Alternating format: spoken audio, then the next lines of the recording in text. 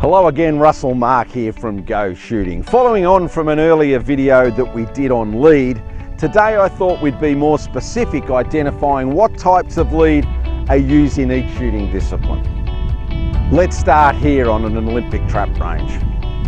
The only type of lead used here is swing through. The speed that Olympic trap targets are thrown at and the lack of time you've got to shoot them makes shooting any other type of lead consistently nearly impossible. Now, because every shooting range in the country is closed at the moment due to the coronavirus pandemic, I thought I'd explain today's lead with the aid of using a couple of laser lights. So we'll use some black anti-reflective rubber matting, we'll put it over the wall, and then we'll use a red laser light to simulate the flight of the target, and a green laser light to simulate the end of the barrel, which therefore will demonstrate the type of lead that we need.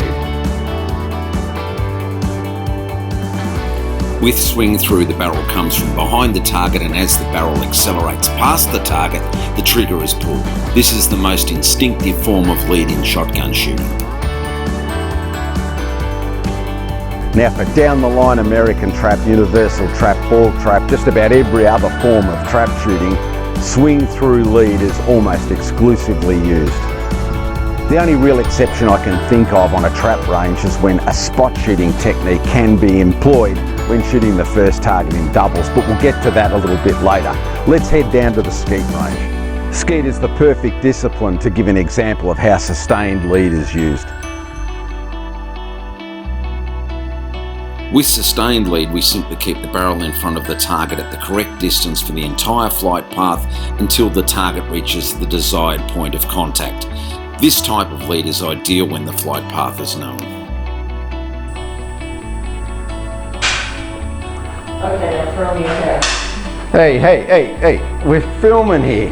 Get out. Get out. On a sporting layout, you need to have a knowledge of all types of lead, as well as swing through and sustained lead. It helps to have a knowledge of pull away lead and diminishing lead, and even a spot shooting technique. Let's start with pull away. Pull-away lead involves keeping the barrel and the target matched for nearly all of the target's flight path. Just prior to pulling the trigger, the barrel is accelerated in front of the target to the desired lead point. This is a very popular form of lead on long crossing targets, as it minimises the chance of stopping the barrel. Now let me explain diminishing lead. With diminishing lead, the gun is started well out in front of the clay. The shooter will have a predetermined point where the target should be ideally broken.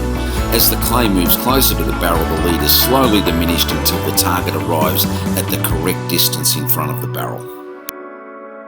Now, as I mentioned earlier, there is the odd occasion where it's an advantage to know how to spot shoot. Most double trap shooters use spot shooting as their preference for their first shot of the pair of targets.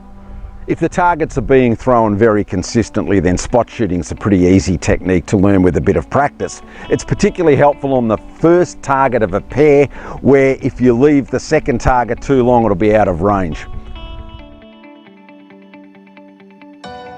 So if you are confident the targets are being thrown consistently in the same spot, it's simply a matter of pointing your gun in the desired breaking point and then being brave enough to be committed. You'll see the target approach the breaking point with your peripheral vision. This technique is far better suited for shooters using two eyes. Well, there you have it, 5 different leads and techniques explained without even firing a shot.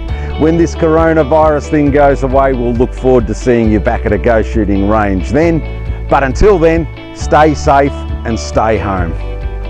Hey Indy, just throw me a springing teal and a rabbit, will you? No, I've had enough. I'm out of here. I can't wait to get back to the range after this coronavirus is gone.